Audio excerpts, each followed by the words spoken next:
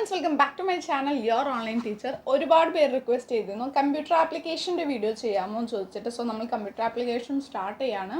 +2 computer application അതിൽ ആദ്യത്തെ പാഠമായിട്ടുള്ള review of C++ programming അതാണ് നമ്മൾ നോക്കാൻ വേണ്ടിയിട്ട് പോകുന്നത്. കുറച്ചൊക്കെ നമ്മളത് എവിടെ പഠിച്ചതാണ്, +1 പഠിച്ചതാണ്. അത് ജസ്റ്റ് ഒരു റിവിഷൻ പോലെയാണ് ഈ ഫസ്റ്റ് ചാപ്റ്ററിലുള്ളത്. നമ്മൾ ആ പഠിച്ചത് തന്നെ ഇവിടെയുള്ളത്. സോ ടോക്കൻസ് ആണ് ഫസ്റ്റ് പഠിക്കാനുള്ളത്. ടോക്കൻസ് എന്ന് പറഞ്ഞിട്ടുണ്ടെങ്കിൽ ഒരു C++ പ്രോഗ്രാമിലെ ബിൽഡിംഗ് ബ്ലോക്സ് ആണ്. ഈ ടോക്കൻസ് വെച്ചിട്ടാണ് നമ്മൾ എല്ലാം ഉപയോഗിച്ചിട്ടാണ് C++ പ്രോഗ്രാം നമ്മൾ ക്രിയേറ്റ് ചെയ്യുന്നത് തന്നെ.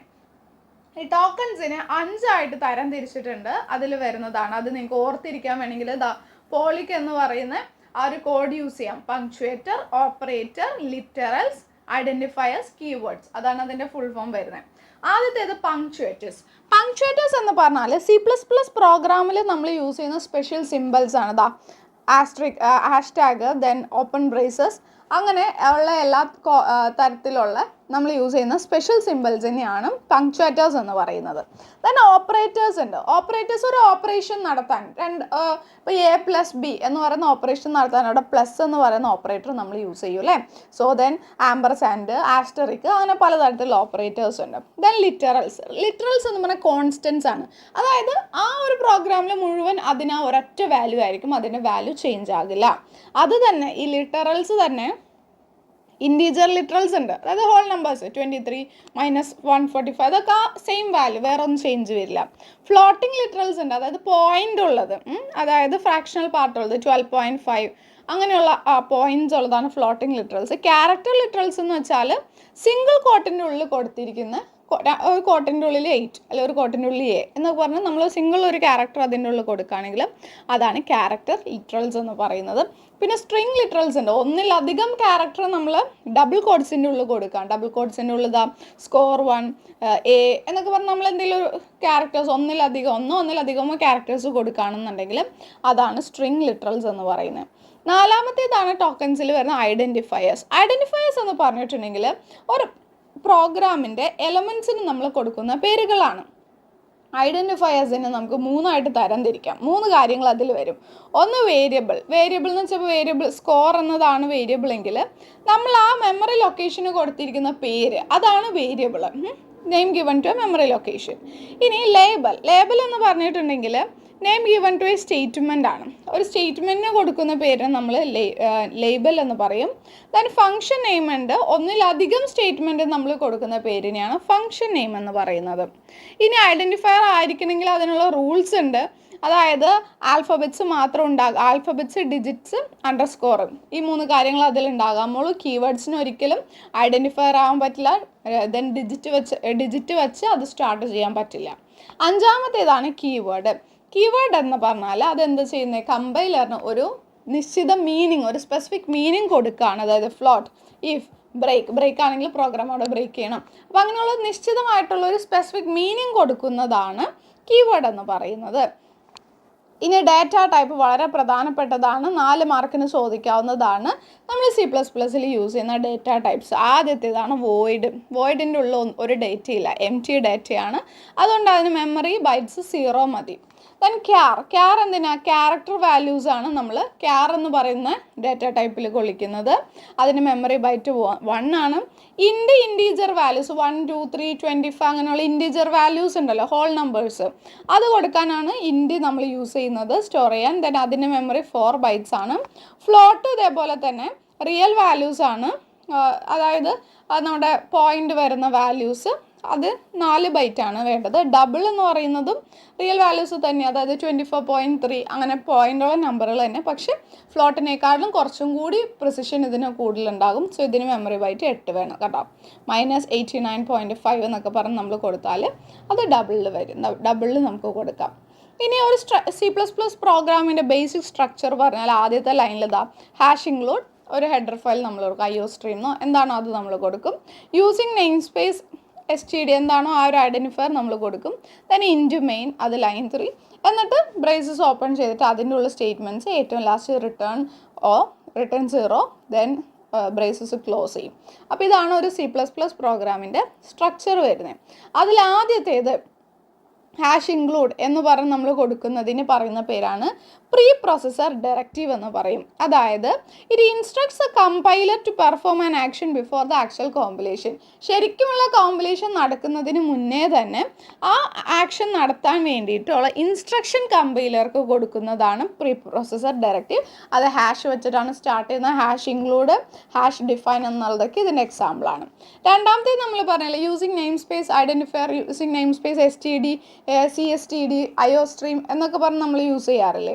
അതാണ് ഹെഡർ ഫയൽ. ഹെഡർ ഫയലിൻ്റെ ഉള്ളിൽ കുറേ ഓപ്പറേറ്റേഴ്സും ഫങ്ഷൻസും കാര്യങ്ങളൊക്കെ സ്റ്റോർ ചെയ്ത് വെച്ചിട്ടുണ്ടാവും. പ്രീ സ്റ്റോർഡ് ആണ്, നേരത്തെ സ്റ്റോർ ചെയ്ത് ഈ ഹെഡർ ഫയലിൽ വെച്ചിട്ടുണ്ടാവും.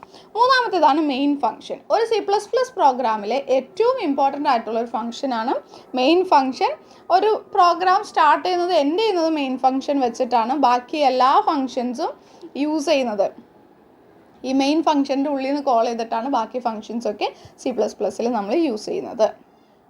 ഇനി കമൻസിനെ പറ്റിയിട്ട് പറയുകയാണെന്നുണ്ടെങ്കിൽ, കമൻസ് എന്ന് പറഞ്ഞിട്ടുണ്ടെങ്കിൽ നമ്മൾ പ്രോഗ്രാം മോഡിഫൈ ചെയ്യുന്ന സമയത്ത് നമ്മൾ ഹെൽപ്പ് ചെയ്യും. നമ്മൾ കമൻസ് പ്രോഗ്രാമിൻ്റെ ഉള്ളിൽ നമ്മൾ ഇൻക്ലൂഡ് ചെയ്യുകയാണെന്നുണ്ടെങ്കിൽ പ്രോഗ്രാമിൻ്റെ ഒരു പാർട്ടും അല്ല, അത് എക്സിക്യൂട്ട് ചെയ്യാനും പറ്റുള്ളൂ ഈ കമൻറ്റ് എന്നുള്ളത്. പക്ഷേ നമുക്ക് പ്രോഗ്രാം വായിക്കുന്ന ആൾക്ക് പെട്ടെന്ന് മനസ്സിലാക്കാൻ വേണ്ടിയിട്ടാണ് നമ്മൾ കമൻസ് യൂസ് ചെയ്യുക. സിംഗിൾ ലൈൻ കമൻസും ഉണ്ട്, മൾട്ടി ലൈൻ കമൻസും ഉണ്ട്. സിംഗിൾ ലൈൻ ആണെങ്കിൽ ഇങ്ങനെ ഇതിൻ്റെ ഉള്ളിലായിരിക്കും നമ്മൾ കൊടുക്കാം. മൾട്ടി ലൈൻ ആണെന്നുണ്ടെങ്കിൽ ഇങ്ങനെയായിരിക്കും നമ്മൾ അതിൻ്റെ ഉള്ളിലായിട്ടായിരിക്കും കൊടുക്കാം. പിന്നെ നമുക്കിതിൽ പഠിക്കാനുള്ളതാണ് കൺട്രോൾ സ്റ്റേറ്റ്മെൻറ്റ്സ്. കൺട്രോൾ സ്റ്റേറ്റ്മെൻറ്റ്സ് എന്ന് പറഞ്ഞിട്ടുണ്ടെങ്കിൽ ഒരു പ്രോഗ്രാമിൻ്റെ നാച്ചുറൽ ഫ്ലോ ഉണ്ടല്ലോ, സാധാരണ ഒരു രീതിയിൽ അത് എക്സിക്യൂട്ട് ആയിപ്പോൾ ആ ഫ്ലോയിന് എന്തെങ്കിലും ചേഞ്ചസ്, ഓൾട്രേഷൻസ് ഒക്കെ വരുത്തണമെങ്കിൽ നമ്മൾ കൺട്രോൾ സ്റ്റേറ്റ്മെൻറ്റ്സ് യൂസ് ചെയ്യും.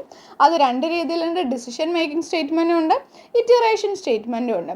ഡിസിഷൻ മേക്കിംഗ് സ്റ്റേറ്റ്മെൻറ്റ്സിന് അല്ലെങ്കിൽ സെലക്ഷൻ സ്റ്റേറ്റ്മെൻറ്റ് ഇതെന്ന് പറഞ്ഞിട്ടുണ്ടെങ്കിൽ the statements provided by C++ for selected execution.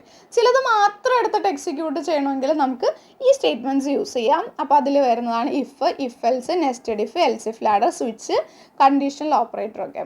ഓരോ സ്റ്റേറ്റ്മെൻറ്റും ഓരോന്നും അതിൻ്റെ സിൻടാക്സും പഠിക്കും. ഇഫിൻ്റെ സിൻടാക്സ് എന്താ? ഇഫിൻ്റെ syntax if, text expression, then statement block. Okay, അതാണ് അതിൽ വരുന്നത്. അതായത് ഇഫ് ദ സ്കോർ എന്ന് പറയുന്നത് greater than or equal to 18 ഈക്വലോ അല്ലെങ്കിൽ അതിൽ കൂടുതലോ ആണെങ്കിൽ സി ഔട്ട്. നമുക്ക് എന്ത് കിട്ടും? Output you have passed. അതാണ് കണ്ടോ, അത് മാത്രം എടുത്ത് എക്സിക്യൂട്ട് ചെയ്യാൻ വേണ്ടിയിട്ടുള്ളതാണ്. അതിൽ കൊടുത്തിരിക്കുന്നത് ഈ ടെക്സ്റ്റ് എക്സ്പ്രഷനിൽ നമ്മൾ കൊടുത്തിരിക്കുന്നത്, അതായത് നമ്മൾ എന്താ കൊടുത്തത്? Score less greater than or equal to 18 എന്ന് കൊടുത്തു. അത് ട്രൂ ആണെങ്കിൽ ആ സ്റ്റേറ്റ്മെൻറ്റ് ബ്ലോക്ക്, അതായത് യു ഹാവ് പാസ്ഡ്, അത് എക്സിക്യൂട്ടായി അല്ലേ. ഇനി ഇഫ് എൽസ് സ്റ്റേറ്റ്മെൻറ്റ് ആണെങ്കിൽ അതിൻ്റെ സിൻടാക്സ് ഇഫ്, ടെക്സ്റ്റ് എക്സ്പ്രഷൻ, അതിനുശേഷം ഒരു സ്റ്റേറ്റ്മെൻറ്റ് ബ്ലോക്ക്, ദെൻ അതല്ലാന്നുണ്ടെങ്കിൽ രണ്ടാമത്തെ സ്റ്റേറ്റ്മെൻറ്റ് ബ്ലോക്ക്. അതായത് നമ്മളൊരു കണ്ടീഷൻ കൊടുത്തു, അത് ട്രൂ അല്ല, അത് ട്രൂ അല്ലെങ്കിൽ അടുത്തത് ചെക്ക് ചെയ്യും. അപ്പോൾ അതാണ് ട്രൂ എന്നുണ്ടെങ്കിൽ നമുക്ക് ആ ഒരു സ്റ്റേറ്റ്മെൻ്റ് ആയിരിക്കും നമുക്ക് ഔട്ട്പുട്ടായിട്ട് കിട്ടാം. ഇഫ് ദ സ്കോർ എന്ന് പറയുന്നത് greater than or equal to 18 ആണെങ്കിൽ പാസ്ഡ് എന്ന് കിട്ടും, എൽസ് അല്ലാന്നുണ്ടെങ്കിൽ ഫെയിൽഡ് എന്ന് പറഞ്ഞിട്ട് കിട്ടും. ദെൻ നെസ്റ്റഡ് ഇഫ് ഉണ്ട്. നെസ്റ്റഡ് ഇഫ് എന്ന് പറഞ്ഞാൽ ഇഫിൻ്റെ ഉള്ളിൽ തന്നെ ഒത്തിരി ഇഫ് യൂസ് ചെയ്യുന്നത്. ദെൻ എൽസ് ഇഫ് ലാഡർ ഉണ്ട്. എൽസ് ഇഫ് ലാഡറിൻ്റെ syntax if, test expression, statement block 1, else if, എന്നിട്ട് പിന്നെ അടുത്ത കണ്ടീഷൻ. ഇതല്ലെങ്കിൽ ഈ ഒരു കണ്ടീഷൻ ചെക്ക് ചെയ്യാം. അപ്പോൾ ആ കണ്ടീഷൻ ചെക്ക് ചെയ്യുമ്പോൾ ഇന്ന സ്റ്റേറ്റ്മെൻറ്റ് വേണം ഔട്ട്പുട്ട് കിട്ടാൻ. അതല്ലെങ്കിൽ അടുത്ത കണ്ടീഷൻ ചെക്ക് ചെയ്യുക, എൽസ് ഇഫ്, ടെസ്റ്റ് എക്സ്പ്രഷൻ 3, എന്നിട്ട് അടുത്ത സ്റ്റേറ്റ്മെൻറ്റ്, ഇത് ബ്ലോക്ക്. അങ്ങനെ കൊടുത്തിട്ട് ഏറ്റവും ലാസ്റ്റ് ഇതൊന്നും അല്ലെങ്കിൽ എൽസ് എന്ന് പറഞ്ഞിട്ട് സ്റ്റേറ്റ്മെൻറ്റ് ബ്ലോക്ക് ഏറ്റവും ലാസ്റ്റ് കൊടുക്കും. സോ അത് എക്സിക്യൂട്ട് ആകും.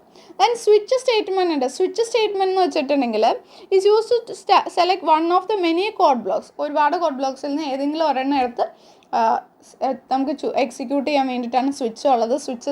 സ്വിച്ച് എന്നിട്ട് ആ ഒരു ടെസ്റ്റ് എക്സ്പ്രഷൻ നമ്മൾ കൊടുക്കും. എന്നിട്ട് ഓരോരോ കേസായിട്ട് കൊടുക്കും. കേസ് 1 ഓക്കെ ആണെന്നുണ്ടെങ്കിൽ സ്റ്റേറ്റ്മെൻറ്റ് ബ്ലോക്ക് ആദ്യത്തേത് വരും, 1 വരും, ലൈക്ക് ബ്രേക്ക്. രണ്ടാമത്തെ അതല്ലാന്നുണ്ടെങ്കിൽ അടുത്തത് ചെക്ക് ചെയ്യും, ദെൻ ബ്രേക്ക്, ദെൻ മൂന്നാമത്തെ ചെക്ക് ചെയ്യും. അങ്ങനെ പോയിട്ട് അതൊന്നും ട്രൂ അല്ലാന്നുണ്ടെങ്കിൽ ഡീഫോൾട്ടായിട്ട് നമ്മൾ ഒരെണ്ണം കൊടുത്തിട്ടുണ്ടാവും സ്റ്റേറ്റ്മെൻറ്റ് ബ്ലോക്ക് എന്നു പറഞ്ഞിട്ട്, അതായിരിക്കും എക്സിക്യൂട്ട് ചെയ്യുന്നത്. ഓക്കെ, ദെൻ കണ്ടീഷണൽ ഓപ്പറേറ്റർ, അതുകൂടി പറഞ്ഞിട്ട് നമുക്ക് നിർത്താം. കണ്ടീഷണൽ ഓപ്പറേറ്റർ 3 മാർക്കിന് ചോദിക്കാറുണ്ട്. കണ്ടീഷണൽ ഓപ്പറേറ്റർ എന്ന് വെച്ചാൽ നമ്മുടെ ക്വസ്റ്റ്യൻ മാർക്കും കോളനും കൂടി വരുന്നതാണ്. അതിൽ 3 ഓപ്പറൻസ് ഉണ്ടാകും. അതായത് ഇതാ A question mark, B colon, C. അതായത് 3 കാര്യങ്ങൾ അവിടെ ഉള്ളത് അല്ലേ. ഇഫ് എൽസിനൊക്കെ പകരമായിട്ടാണ് നമ്മളിത് യൂസ് ചെയ്യുന്നത്. അപ്പോൾ ആദ്യം നമ്മൾ കണ്ടീഷൻ കൊടുക്കും. ട്രൂ പാർട്ട് ഇത്, ഫോൾസ് പാർട്ട് ഇത്. അതായത് ഇത് ട്രൂ ആണെങ്കിൽ ഇത് വരും, അതല്ലാന്നുണ്ടെങ്കിൽ ഈ ഭാഗമായിരിക്കും എക്സിക്യൂട്ട് ചെയ്യുന്നത്. അതാ എക്സാമ്പിൾ, ബിഗ് ഈക്വൽ എന്നിട്ട് കൊടുത്തിരിക്കുന്നുണ്ടോ എ ഗ്രേറ്റർ ദാൻ ബി എന്നിട്ട് question mark. A greater than B ആണെങ്കിൽ എ കേട്ടോ, എ എന്ന് പറയുന്നത് നമുക്ക് കിട്ടും. ട്രൂ ആണെങ്കിൽ എ എന്ന് പറയുന്ന വാല്യൂ കിട്ടും, അതല്ല എന്നുണ്ടെങ്കിൽ ബി എന്ന് പറയുന്ന വാല്യൂ ആയിരിക്കും നമുക്ക് കിട്ടാം. ഓക്കെ, അതാണ് കണ്ടീഷണൽ ഓപ്പറേറ്റേഴ്സ്. ഇത് നമ്മൾ പ്ലസ് വണ്ണിൽ പഠിച്ചതാണ്, ഒരു ഇയർ മൊത്തം എടുത്ത് നമ്മൾ പഠിച്ചത്. ഒരു ചാപ്റ്ററിൽ സമ്മപ്പ് ചെയ്ത് ചെറുതായിട്ട് തന്നിരിക്കുന്നതാണ്. ബട്ട് ഇതിൽ നിന്ന് എക്സാമിന് ക്വസ്റ്റ്യൻസ് ചോദിക്കാറുണ്ട്. സോ ഈ ഒരു വീഡിയോ നിങ്ങളെ ഹെൽപ്പ് ചെയ്തു എന്ന് വിചാരിക്കുന്നു. Thank you.